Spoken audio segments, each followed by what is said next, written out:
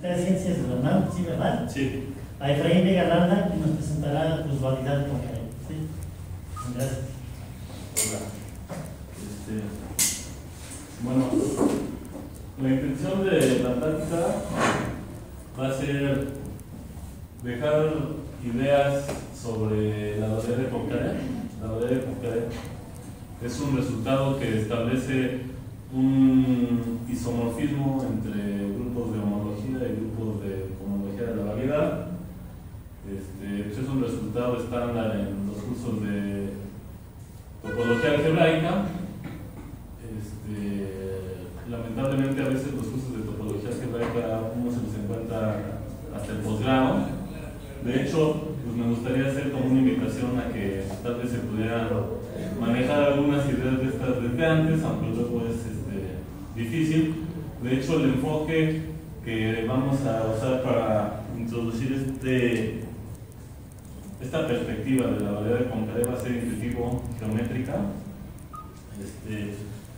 Y bueno, espero que se quede algo. Entonces, bueno, lo que ya les dije, ¿no? Es el resultado que está ahí abajo.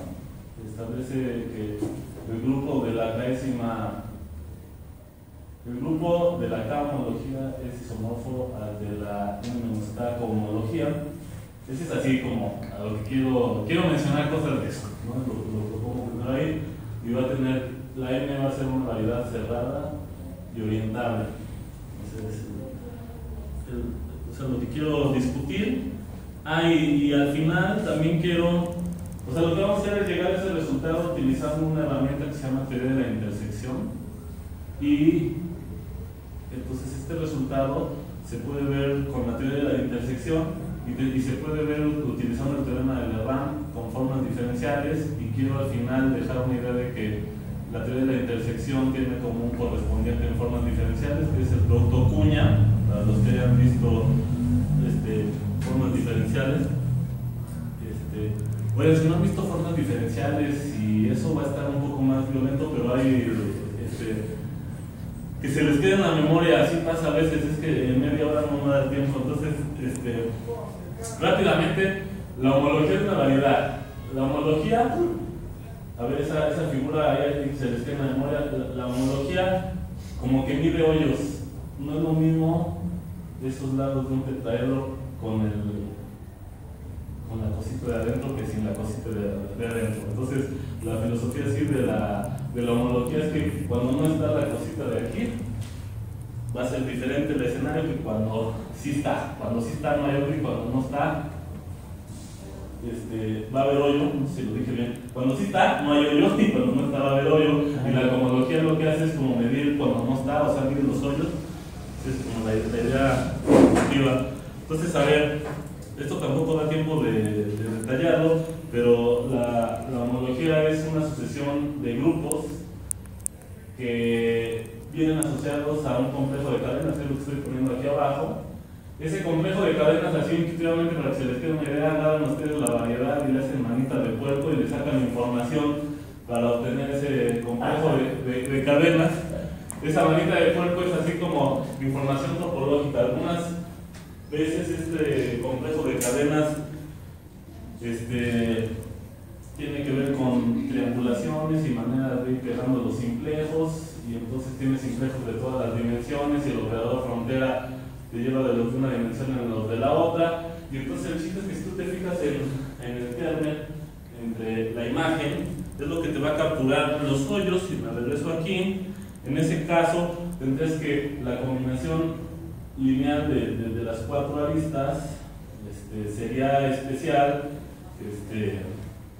Bueno, no voy a meter mucho en eso, sería especial porque estaría en el kernel, pero no tendría o sea, no sería imagen del operador que está adyacente, porque no estaría la cosa de adentro. O sea, esto, si no me voy a acabar, esto mide los hoyitos estos, ¿vale?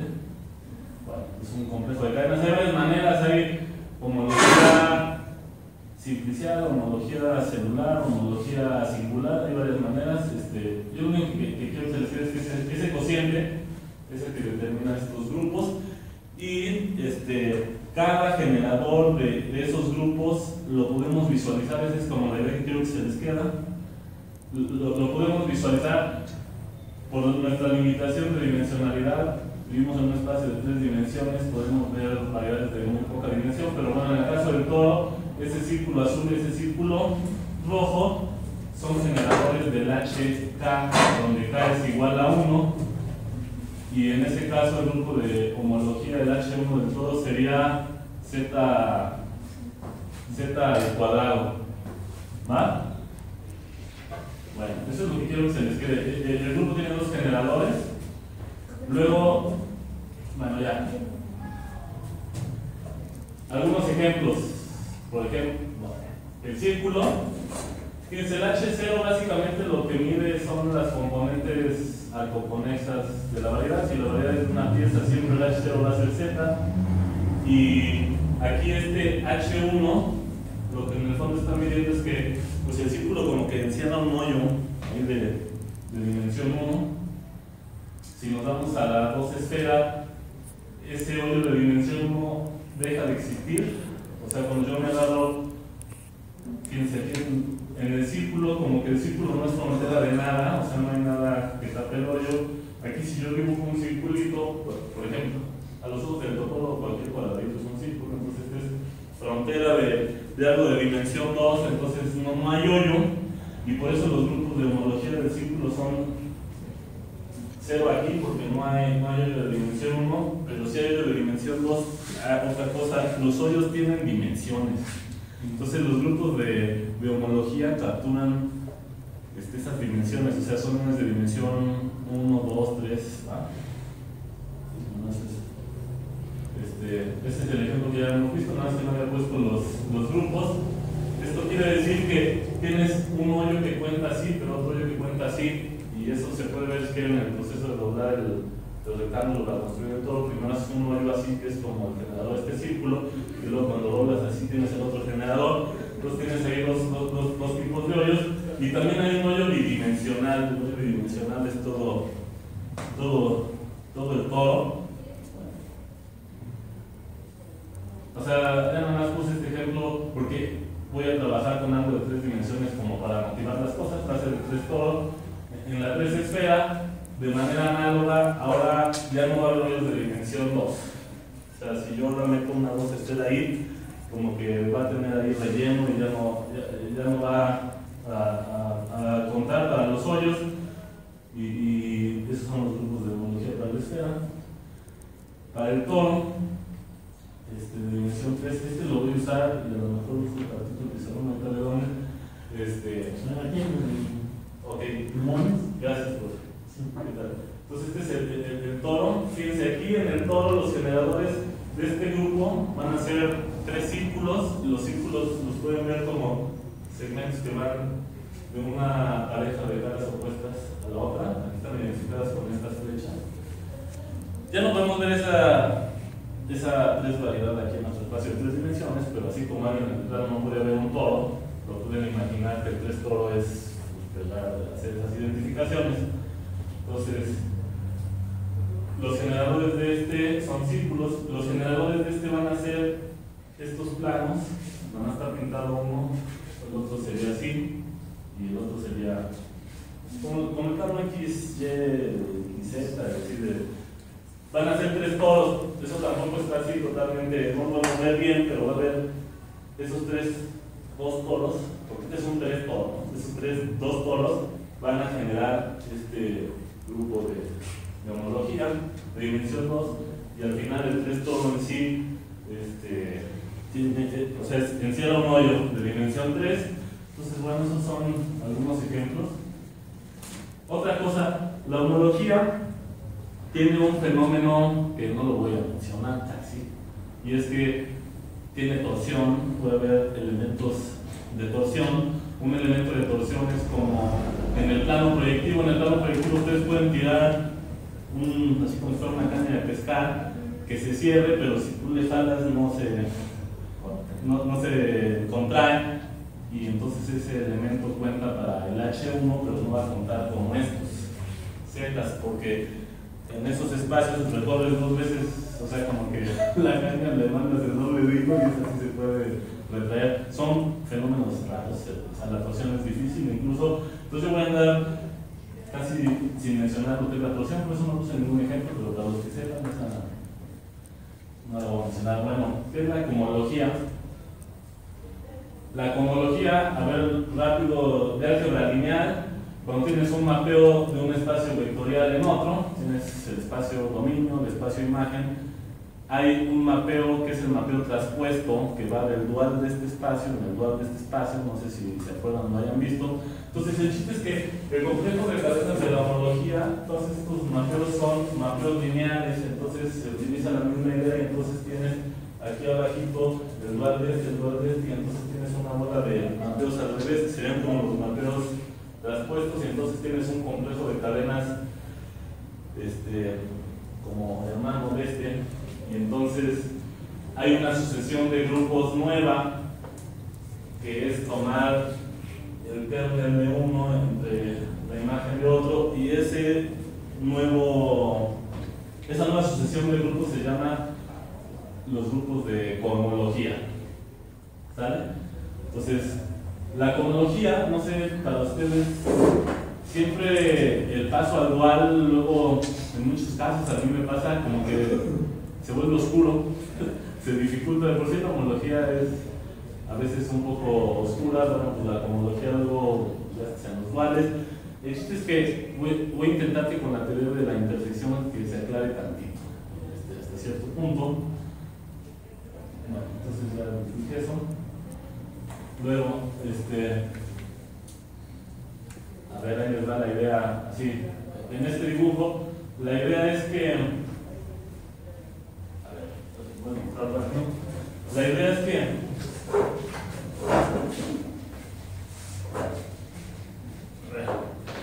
a ver, piénsenlo como si fuera en el plano. Fíjense, en el plano, un elemento del dual es una función del plano a los reales, y hasta puede ser la gráfica, sería algo así. Esa sería la gráfica en el dual. Ahora, en los grupos de homología, cada generador, por ejemplo, ahí en el toro, tienes el toro, este generador es como si fuera uno de los vectores del plano básicos y el otro. ¿Va? Ahora, lo que va a suceder aquí es que no es exactamente el plano, es como si fuera un timbiriche. No me metí mucho en esto, pero lo voy a mencionar. El chiste es que estas flechas son como de aquí a acá, y cada uno de estos es uno de los generadores, que es esos círculos en el toro. Entonces, cuando yo agarro y digo 2 veces el generador, es como 2 veces la vuelta, y es 2 veces la otra, y de acá sería como que la vuelta así y la vuelta así. ¿Sí lo ven? Bueno, ahora, un elemento del dual, siguiendo esta analogía, sería como un plano aquí, pero sobre el timbiriche nada más. O sea, sería como los puntos enteros ahí. ¿Sí lo ven? El chiste es, eso ya va a estar difícil de dibujar, lo voy a poner así. Sería como la intersección con este plano de la lattice entera. ¿Sí lo ven?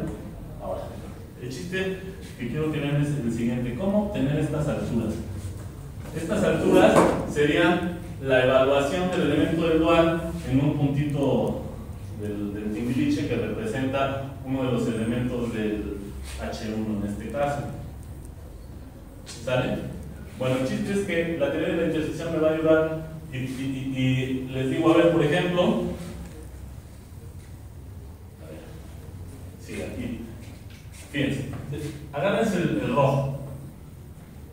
Agárrense el rojo y hagan variar, o fíjense, por ejemplo, si intersecta el azul. Si intersecta el azul, le van a asignar un numerito, 1. ¿Sale? Ahora, si ustedes agarran el azul y lo recorren 2 veces, como que intersecta 2 veces, ¿sí lo ven? Entonces la idea va a ser que estas alturas las van a recuperar con la intersección de ciclos. Lo que van a tener va a ser algo análogo, a ver, esto a lo mejor ya lo han visto más, va a ser algo análogo a lo que es el producto punto. El producto punto es algo bilineal, tiene 2 entradas. Si ustedes fijan una, lo que les queda es algo lineal, ¿sí o no? pero ese árbol lineal en la otra entrada se come vectores y al final te queda un elemento del dual, esa es la idea. Entonces aquí va a ser lo mismo, nada más que aquí vas a tener alfa y beta, donde los alfas y betas van a ser elementos en los grupos de homología y van a ser elementos de dimensiones complementarias. Ahorita vamos a ver eso un poquito. ¿Vale? Se van a intersectar siempre en puntos y el chiste es contar esos puntos, y a la hora de que tú cuentes esos puntos geométricamente son los que te van a dar esa altura. ¿Sale? Entonces, eso que está más oscuro de la cohomología lo puedes recuperar, es como parte de lo que quiero que se les quede. Lo puedes recuperar usando la teoría de la intersección. Y lo que pasa es que luego uno se va siempre con el dibujo de dos dimensiones, de que siempre tienen la misma, pues es el toro, ¿no? Entonces me agarré un ciclo de dimensión 1 y otro ciclo de dimensión 1 y luego uno se va con esa idea. Entonces, como no quería que fueran con esa idea, les voy a poner el 3 toro para hacer hincapié que los ciclos que vamos a andar intersectando son de dimensiones complementarias. Este es un ciclo del H2 y este es un ciclo del H1 y ahí se están intersectando. Y entonces así como la pregunta es que esas intersecciones son las que me van a dar las alturas, pero esas intersecciones son las intersecciones que son inevitables. Ahorita voy a decir algo de eso porque, a ver, imagínense que aquí yo agarro y lo doblo tantito y luego regresar y luego oye, como que van a aparecer dos intersecciones ahí chafas que no cuentan. O sea, las intersecciones son las que ya no puedo evitar. O sea, aquí está difícil imaginarlo, pero imagínense en ese toro, esos dos ciclos se intersectan inevitablemente en el sentido de que si yo le doy un empujón a este y lo deformo tantito, a lo mejor en este, a ver, este está por atrás, se va a seguir intersectando, ¿sí lo ven? Y entonces este y este son homólogos, están en la misma clase de homología, o sea, la intersección respeta clases de homología. ¿Sale? O sea, sé que estoy diciendo muchas cosas muy rápido, pero si no llego. Perdón. Lo que les dije, si intersectas un poquito, cuando hay intersección inevitable, se va a seguir intersectando. A ver, por ejemplo, si yo hubiera hecho esto, es que en ese dibujo no lo puse, si yo hubiera grabado este generador de la homología y este generador de la dos homología, ahí no se intersectan, ¿sí? Entonces ahí la altura sería 0, ¿no? En la altura del planito ahí del dual sería 0. Y alguien podría decir, bueno, pero si lo pones ahí que pase por el ciclo, pero esa intersección es chafa porque le soplas tantito y ya se deja intersectar. O sea, estamos buscando intersecciones transversales.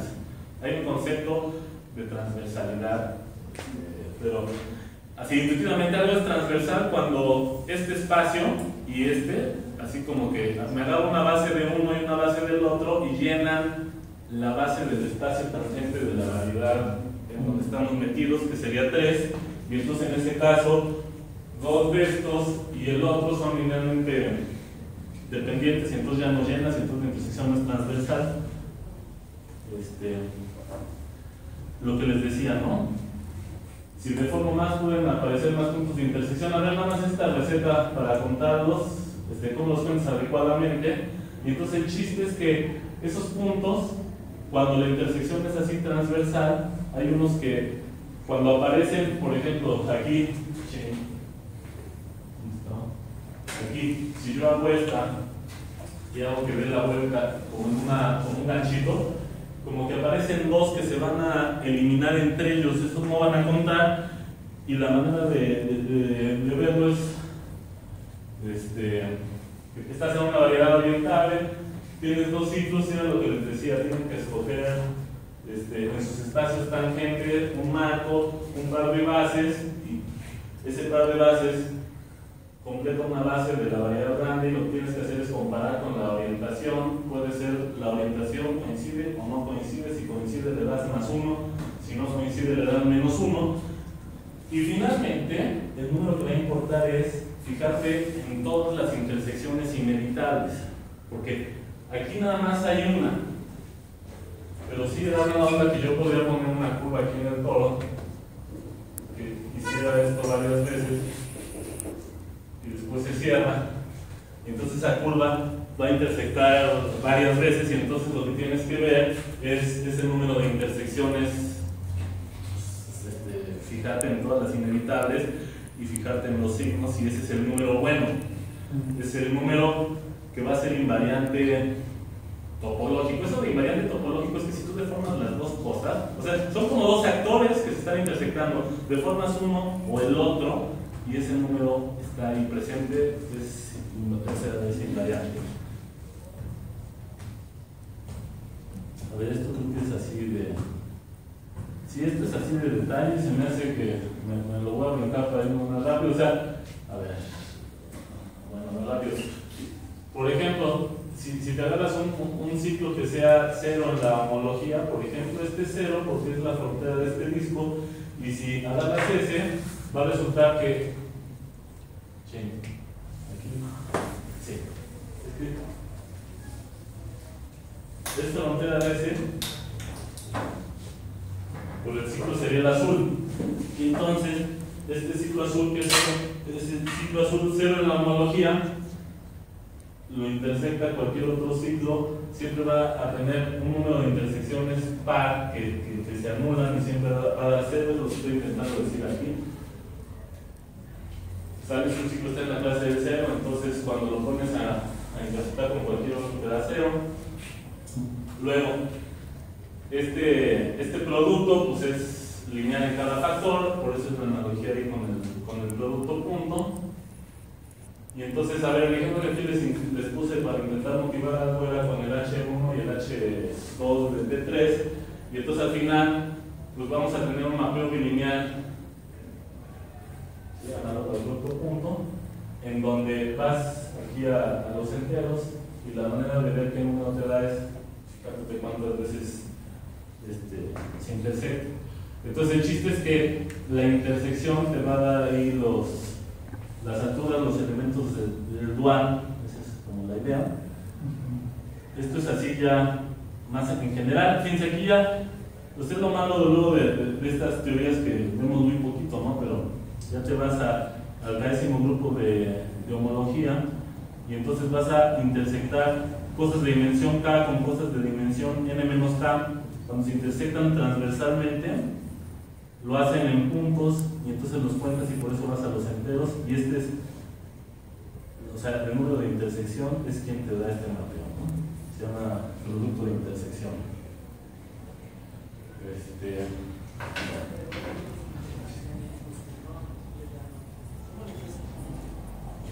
Fíjense, para los que hayan llevado formas diferenciales, resulta ser que el producto de intersección se comporta como el producto cuña. No va a ser conmutativo, a veces es conmutativo y a veces no. En el caso aquí de R3 hubiera resultado conmutativo. O sea, ahí si tomas la base de es que aquí ya, si tomas, en el dibujo que había puesto, si tomas la base de este primero y luego le pones obtienes tres vectores que van a coincidir con la orientación de R3, y si tomas este primero y luego también van a coincidir con la orientación de R3, pero ahí depende de las dimensiones de donde estés, y por eso se llama E. Bueno, aquí en este caso sería 3 menos 1 es 2, y por ese K igual a 1. Bueno, esa es como la idea intuitiva. Y luego, a ver, esto se los voy a decir, pero está más difícil. Uno puede intersectar los ciclos de alguna variedad, pero no necesariamente tiene que ser de dimensiones complementarias. O sea, por ejemplo, aquí yo puedo hacer la intersección no con sino con este otro plano, y si hago la intersección con ese otro plano, me hubiera quedado esta línea, y esta línea la puedo pensar como, acuérdense que es línea identificado ahí atrás, ¿no? Entonces en el fondo es un círculo y hubiera sido uno de los generadores del H1. Entonces cuando intersectas cosas que no son de la dimensión complementaria, puedes obtener elementos de los grupos de homología más grandes, no van a ser solo puntos. Bueno, esos también son invariantes topológicos, nada más que es más difícil la teoría, pero bueno, aquí hay se los dejo del H1, que es el círculo, que es el verbo que les puse ahí.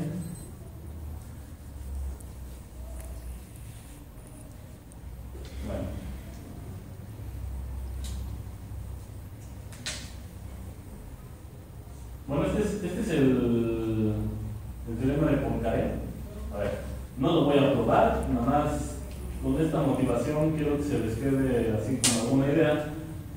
El chiste es que cuando yo tomo un K ciclo y un N menos K ciclo y los intersecto, voy a ir obteniendo un número y resulta ser que es como el producto punto al que están más acostumbrados.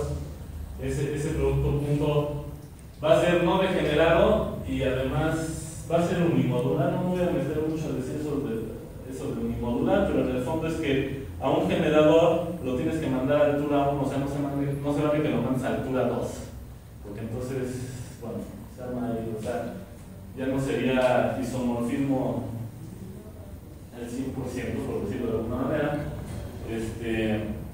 Y la idea del teorema de Poincaré es que ese mapeo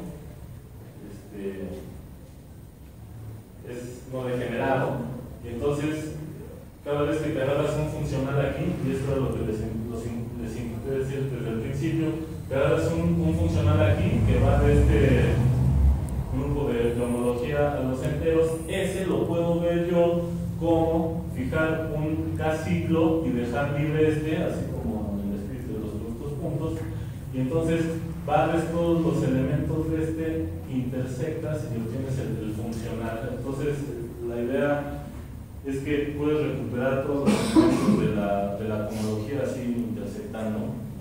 Eso es como parte de lo que dice el teorema de Poincaré. Y entonces, pues, se establece así el isomorfismo. Déjenme ver si no se me olvida nada. Bueno, aquí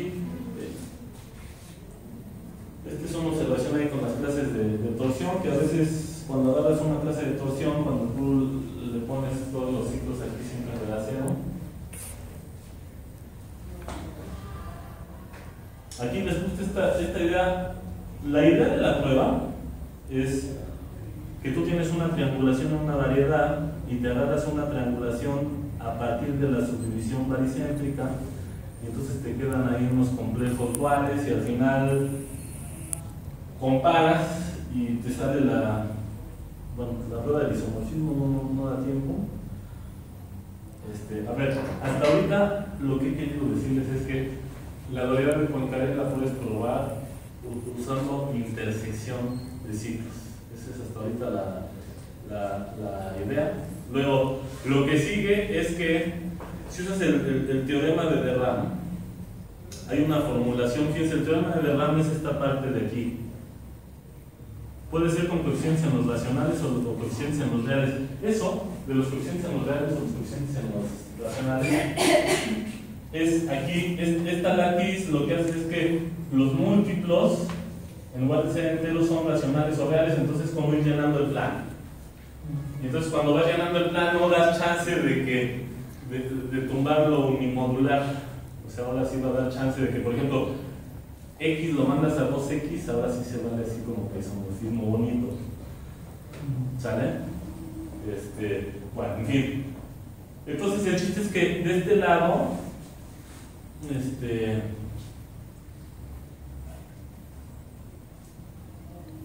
o sea, esta formulación del teorema es una formulación del teorema de Poincaré como un poquito menos fuerte, y también usa la teoría de la intersección.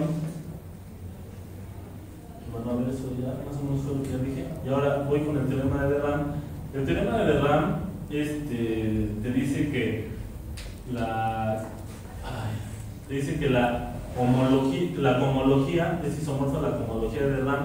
Aquí creo que ya no me dio tiempo ni siquiera de poner, lo pongo aquí, la homología de de Rham.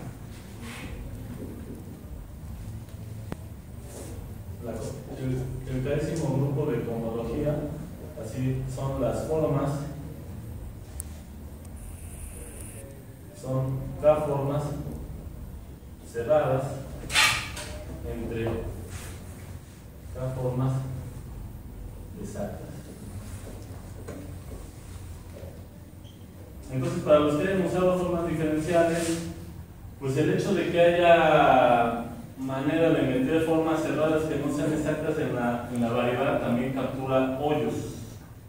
Así, ya no me dio tiempo de meter eso, pero un ejemplo rápido. Ya me quedan pocas imágenes, pero para que se vayan con algo. Por ejemplo, si ustedes tienen el círculo, una forma diferencial del círculo se la pueden imaginar como, a ver, imagínense que ese círculo lo recorto y en cada espacio tangente del círculo que ahora se encima con la recta pongo una recta. Esa recta es un elemento del dual, es una forma diferencial, es como un campo de esas rectas. Los físicos luego le ponen de θ a una forma sobre el círculo. Está mal llamada, ¿por qué? ¿Sale? Y entonces el chiste es que esta forma, bueno, a ver, ya lo voy a pintar, hace algo así. Entonces el chiste, o sea, la función θ, la gráfica, sería algo así, y aquí las rectas tangentes, cuando las trazas, son las que te dan este campo de rectas. El chiste es que aquí, esta forma de θ es cerrada. ¿Por qué es cerrada? Porque como estamos en el círculo, la derivada exterior de una forma siempre es 0, porque nomás hay dimensión 1, no hay formas de dimensión más grande que la dimensión de la variedad, entonces por eso es cerrada, pero no es exacta, porque para que fuera exacta esto tendría que coincidir. Entonces aquí está codificando un hoyo. ¿Sale? Bueno, o sea, es una forma cerrada que no fue exacta. Este ejemplo, o sea, eso que dibujé ahí codifica mucho lo que es los grupos de cohomología de Ram. Y entonces, a ver, lo que quiero decirles es que aquí estos dos son isomorfos, y entonces eso lo que quiere decir es que yo puedo ver, fíjense, les había dicho que con el producto de intersección dejaba fijo al A y variable B y obtenía los elementos del grupo de cohomologías de esta dimensión, pero con la variable concurrente, entonces lo que quiere decir es que también ahora va a existir una n-k forma diferencial, tal que cuando la integro ahora en los b's me da lo mismo. Ese es así como la filosofía. Por cierto, las formas diferenciales nacieron para integrarse en las variedades, en los ciclos, por eso aquí lo estoy integrando. Bueno,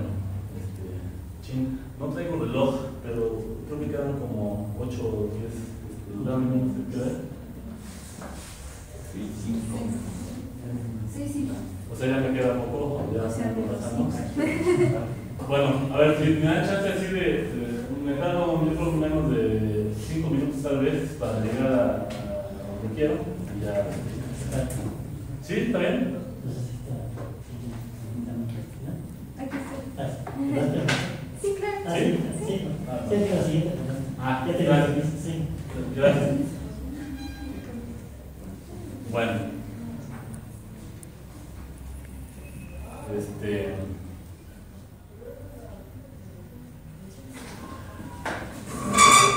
A ver, déjenme ver ahí, resumirles esto.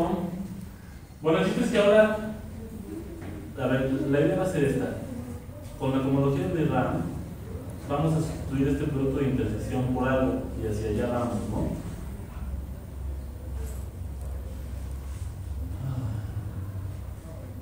Bueno, esto se me hace que me lo brinco, es que hay una interpretación, pero en esto me tardo ahí 2 o 3 minutos, entonces me lo voy a brincar. A donde quiero llegar es a donde empiezan lo de las cuñas.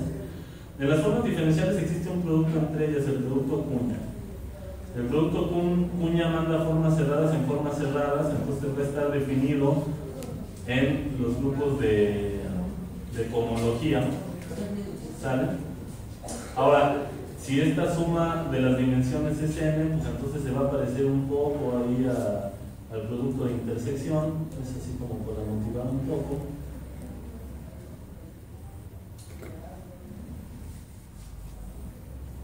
Bueno, a ver. O sea, Lo siguiente, las siguientes 6 láminas tienen como intención pasar del producto de intersección al producto cuña. A ver, el chiste es que cada elemento de las clases de cohomología de Reván va a ser una K-forma que al integrarla en un cierto K-ciclo me va a dar distinto de cero. Esa es como la filosofía de esto de las K-formas.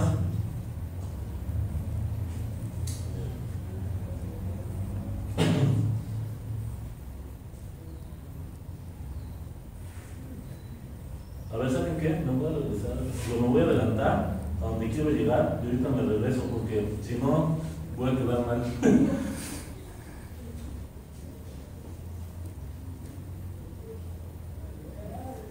Miren, a donde quiero llegar es esta parte.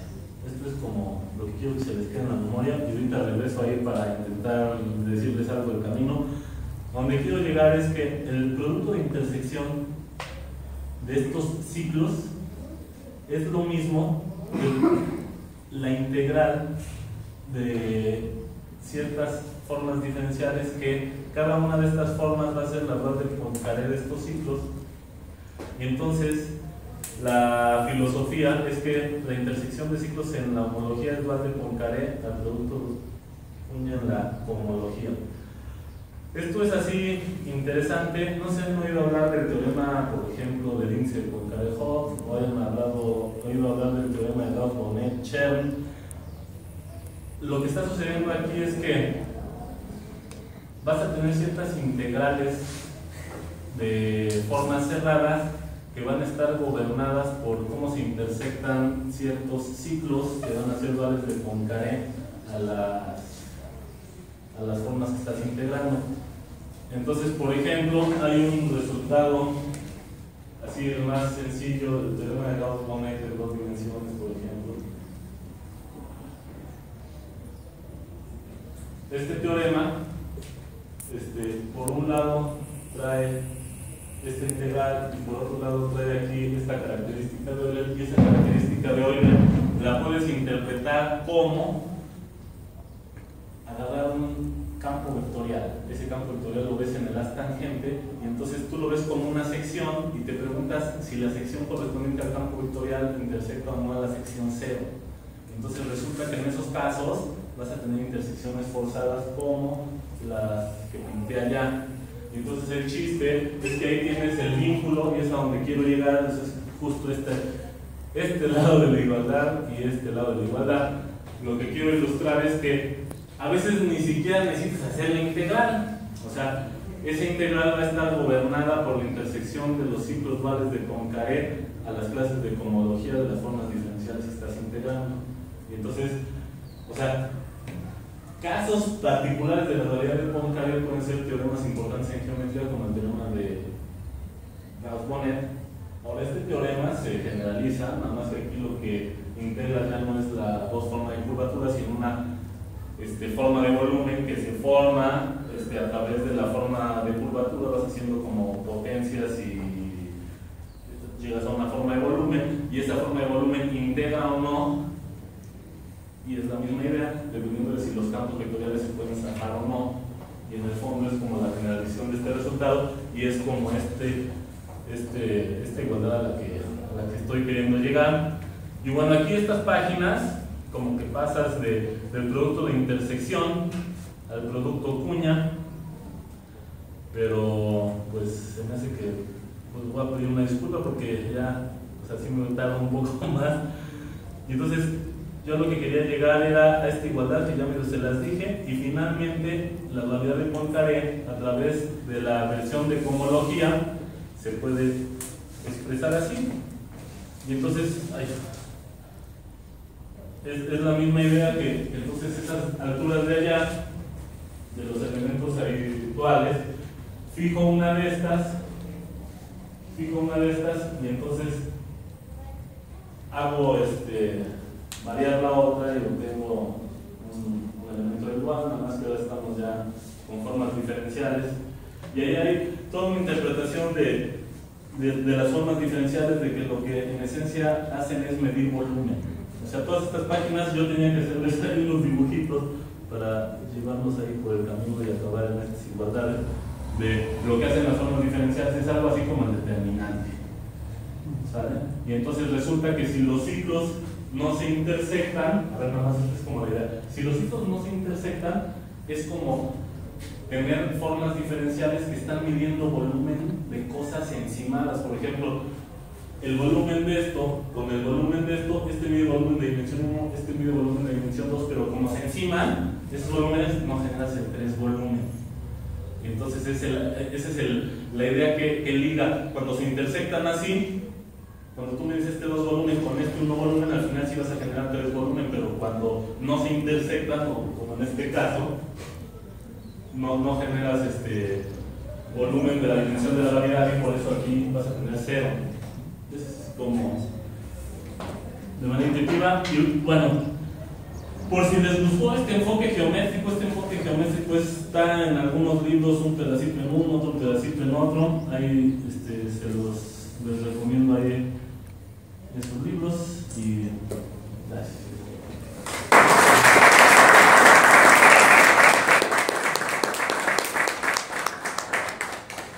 ¿Alguna pregunta?